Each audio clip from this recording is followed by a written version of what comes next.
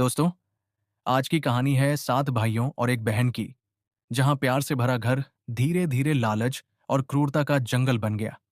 एक बहन जिसने भाइयों का दर्द अपना समझा और बदले में मिला विश्वासघात। लेकिन कहानी यहीं खत्म नहीं होती, क्योंकि सच बांस की धुन बनकर वापस लौटता है। कहानी का नाम है 7 भाई और एक बहन। पुराने जमाने की बात है। एक गांव में परिवार रहा करता था। उसमें 7 लड़के और एक लड़की थी। माता पिता जल्दी ही गुजर गए, तो बच्चों ने भी जल्दी ही व्यावहारिक काम सीख लिया। शुरू में सबको गुजारा चलाने में काफी परेशानी आई, लेकिन समय के चलते सब कुछ आसान होने लगा। उस समय समाज के पुरुषों का काम जंगली जानवरों का शिकार करना और औरतों का काम सिर्फ घर के कामकाज करना और बच्चों को संभालना होता था। 7 भाई और एक बहन बड़े प्रेम से मिलजुल कर रहते थे। दिन निकलते ही सातों शिकार के लिए निकल जाते और बहन सबके लिए खाना पकाती थी और घर के कामकाज करती थी। भाई जब जंगल से वापस आते तो साथ में बड़े बड़े जानवर पक्षी आदि को मार कर लाते। बहन उसके मांस को बड़े चाव से पकाती और सब भोजन करके तृप्ति का अनुभव करते। ऐसे ही दिन गुजरने लगे। एक दिन की बात है। 7 भाई जंगल को गए थे। शाम होने चली थी। बहन सबके लिए खाना बना रही थी। जब वह सब्जी के लिए हरी साग काट रही थी, चाकू की तेज धार से उसकी एक उंगली कट गई।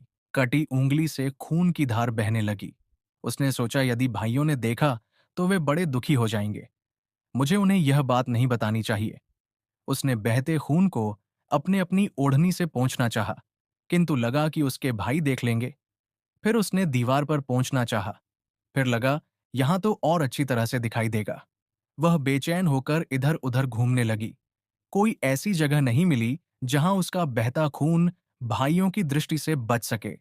अंत में कोई उपाय न देखकर उसने उसी साग से पोंछ लिया जिसकी वह सब्जी बनाने जा रही थी। शाम को भाई जंगल से वापस आए। बहन ने खाना परोसा। आज सातों को साग बहुत स्वादिष्ट लगा। सातों अपनी उंगलियां चाटते रह गए। बहन की पाकला की तारीफ की। अपनी तारीफ सुनकर बहन भी खुशी से फूली नहीं समाई। दिन भर के थके होने के कारण सातों भाई जल्दी हो सो गए।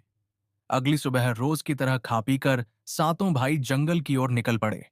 जब शिकार तलाशते तलाशते थक गए, सभी एक पेड़ की छांव में बैठकर आराम करने लगे। बातों बातों में रात के भोजन में बहन के द्वारा बनाई गई साग की चर्चा होने लगी।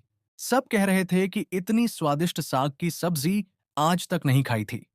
सबने तय किया कि आज इसके बारे में बहन से जरूर पूछेंगे और जान लेंगे कि साग में उसने क्या क्या मिलाया था। शाम को सातों भाइयों ने दोबारा बहन की पाक कुशलता की तारीफ करते हुए पूछा, प्यारी बहन, कल रात के साग में तुमने क्या क्या मिलाया था? बहन बताना नहीं चाहती थी। वह सोच रही थी कि अगर उन्हें पता चला कि उसकी उंगली कट गई है, तो सभी बहुत दुखी हो जाएंगे। इसलिए उसने जवाब में कहा, कुछ नहीं। बड़े भाई ने कहा, प्यारी बहना, तुम्हें बताना ही पड़ेगा। मैं जानना चाहता हूं कि हमारी बहन ने इतना स्वादिष्ट साग कैसे बनाया। तुम्हें मेरी सौगंध है। बड़े भाई का सब सम्मान करते थे। बहन को सच बोलना ही पड़ा। उसने धीरे धीरे सारी बात बताते हुए कहा, बस इतना ही। अपना खून मिला दिया था और ज्यादा कुछ नहीं। यह सुनकर 6 भाइयों के मन में एक कुटिल ख्याल आने लगा। वे सोचने लगे, इसके खून की चंद बूंदें इतनी स्वादिष्ट हैं, तो इसका मांस कितना स्वादिष्ट होगा। रात के खाने के बाद सातों सोने के लिए गए। सातों में फिर उसी बात की चर्चा छिड़ गई। बड़ा भाई कहने लगा, अरे, खून की कुछ बूंदें इतनी स्वादिष्ट हैं, तो शरीर का मांस कितना स्वादिष्ट होगा।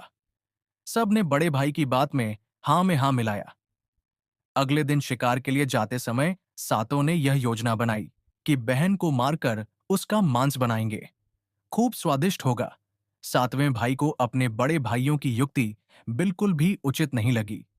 वह अपनी प्यारी बहन को बचाने के लिए बेचैन हो गया। वह खुलकर इसका विरोध नहीं कर सकता था, क्योंकि 6 भाई एक तरफ थे। शिकार करने के बाद सभी भाई ने मिलकर एक टीले पर बांस के फट्टों से बना चबूतरा का निर्माण किया। उनकी योजना यह थी कि बहन को फुसलाकर यहां लाएंगे, तीर मारकर उसकी हत्या करेंगे और उसका स्वादिष्ट मांस खाएंगे। अगले दिन बड़े भाई ने बहन से कहा, प्यारी बहन, तुम बड़ी हो गई हो और शादी के लायक हो गई हो। मैंने तुम्हारे लिए एक सुंदर से वर की तलाश की है। आज हम उसका घर देखने जाएंगे। तुम्हें भी सच संवर कर हमारे साथ चलना होगा। बहन शादी की बात से बहुत खुश हुई। तुरंत तैयार होकर भाइयों के साथ चलने लगी। चलते चलते वह थक गई।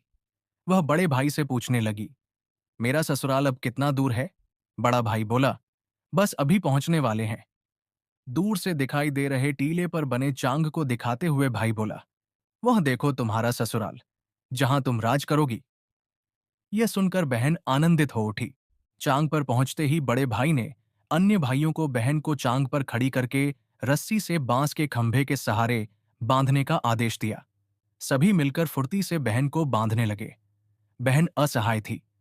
अपने सभी भाइयों को हत्यारे के रूप में देखकर बहन का हृदय हाहाकार करने लगा। वह ईश्वर को याद करते हुए कहने लगी, हे ईश्वर, अब तुम ही मेरा सहारा हो। मेरे सातों भाई मेरी हत्या करना चाहते हैं। इनमें से एक भी ऐसा नहीं है जिसके दिल में मेरे लिए दया और प्रेम है। अपनी बहन की बातों से सातवां भाई द्रवीभूत हो उठा। बहन की पुकार पर वह तड़प कर रह गया, पर छह भाइयों का प्रतिवाद करने का साहस नहीं जुटा पाया। बहन को निर्ममता से बांधने के बाद बड़े भाई ने सबको बारी बारी से उस पर वाण से प्रहार करने का आदेश दिया। बड़ा भाई हाथों में धनुष वाण लेकर जब प्रहार करने को तैयार हुआ, तब बहन भाई के सामने हाथ जोड़कर करुण स्वर में गाने लगी, मारो मारो भैया, छाती में लक्ष्य करके, भैया, छाती में लक्ष्य करके तुम्हारा तीर तुम्हारा धनुष जंगल को जाएगा भैया, मारो मारो भैया, छाती में लक्ष्य करके, छाती में लक्ष्य करके भैया, छाती में लक्ष्य करके। भाई ने कठोरता दिखाते हुए तीर चलाया, पर उसका निशाना विफल हो गया। इसके बाद दूसरा भाई तीर मारने को तैयार हुआ। बहन ने उसके आगे भी हाथ जोड़कर वही करुण गीत दोहराया। उसका भी निशाना चूक गया। इसी तरह सभी भाइयों ने बारी बारी बहन की छाती को लक्ष्य करके तीर मारने की कोशिश की। बहन हर बार यही गीत दोहराती रही। छह भाई लक्ष्य भेद करने में असफल रहे। अब सातवें की बारी थी। छह भाई उसे कहने लगे, पूरी ताकत से तीर चलाना, बहन को एक ही बार में ढेर करना। यदि तुम्हारा निशाना चूक गया तो तुम जिंदा नहीं बचोगे। हम सब मिलकर तुम्हें मार देंगे। बहन ने छोटे भाई की जान खतरे में पड़ते देखा। उसने अपनी जान न्यौछावर करके उसे बचाने का निश्चय किया। वह ईश्वर से प्रार्थना करने लगी, हे ईश्वर, मेरे भाई का तीर मेरी छाती भेदने में सफल हो जाए। वह करुण गीत गाने लगी, मारो मारो भैया छाती में लक्ष्य करके, भैया छाती में लक्ष्य करके, तेरा तीर मेरी छाती भेद जाए, मारो मारो भैया छाती में लक्ष्य करके, भैया छाती में लक्ष्य करके। छोटे भाई ने तीर चलाया। उसका तीर बहन के मर्म पर जा लगा। वह दर्द से तड़प उठी। कुछ देर छटपटाने के बाद उसके प्राण पखेरु उड़ गए। वह निस्पंद हो गई। अपनी कुटिल योजना सफल होने पर छह भाइयों की बाँछें खिल गई। सातों ने मिलकर मृत बहन का शरीर चांग से नीचे उतारा। छह भाइयों ने मिलकर बहन के शरीर की बोटी बोटी काट डाली। बड़े भाई ने सातवें को जंगल से लकड़ी और पानी लाने का आदेश दिया। छोटा भाई पानी और लकड़ियों के साथ साथ कुछ मछली और केकड़े ले आया। वह अंदर अंदर बहुत व्यथित था। उसके भाई बहन का मांस बड़े चाव से पका रहे थे। वह अपनी प्यारी बहन का मांस नहीं खा पाएगा। अगर नहीं खाएगा तो अन्य भाई उसे गाली देंगे। उसने मांस बनाते समय चुपके से अपने साथ लाई मछलियां और केकड़े को आग में दे दिया और अपना खाना जुगाड़ किया। चावल और मांस तैयार हो गया। जमीन पर केले के पत्ते बिछाकर उसमें सबके लिए खाना परोसा गया। छोटे भाई ने पहले ही अपने बैठने के स्थान पर एक छोटा गड्ढा खोद रखा था। उसने अपनी पत्तल में परोसे गए नरमांस को चुपके से गड्ढे में डाल दिया और मछली भात खाने लगा। अन्य भाई बहन की हड्डियां चबाने लगे। वह केकड़ा चबाने लगा। जब सबने बहन के शरीर के स्वादिष्ट मांस से अपना पेट भर लिया, तो बड़े ने सातवें भाई को झूठा साफ करने को कहा।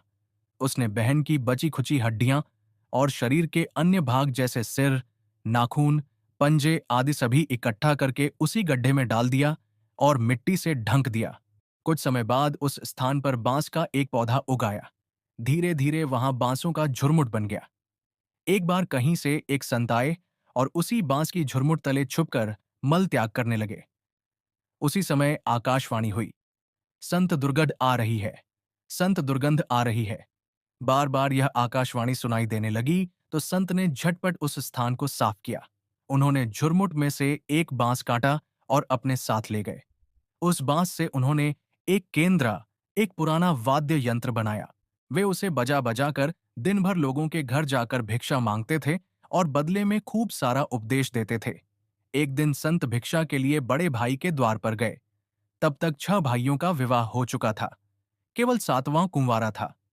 ज्यों ही संत ने बड़े भाई के आंगन में कदम रखा, त्यों ही संत का केंद्रा स्वयं बोल उठा, नहीं बजोरे केंद्रा, यही है दुश्मन सबसे बड़ा बड़े भाई के घर।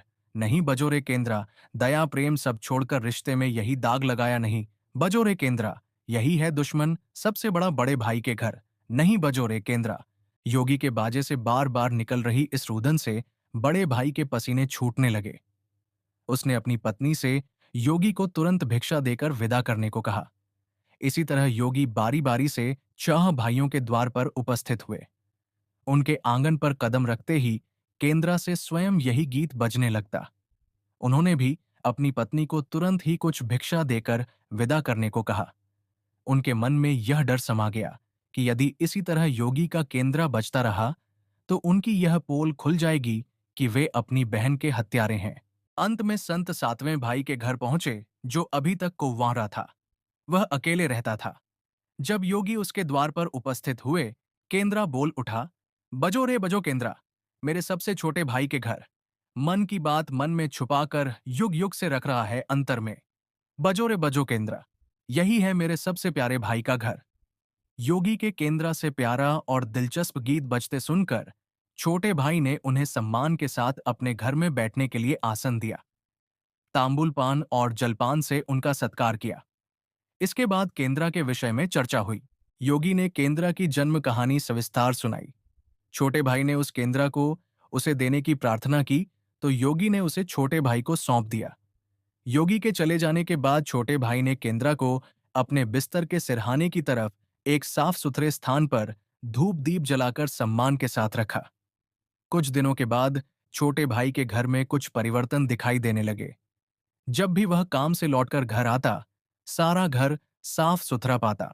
जब रोज रोज यही बात दोहराने लगी तो छोटे भाई ने अपनी भाभीयों के घर जाकर पूछा, मेरी गैर हाजिरी में आप लोग मेरा घर साफ करते हैं क्या?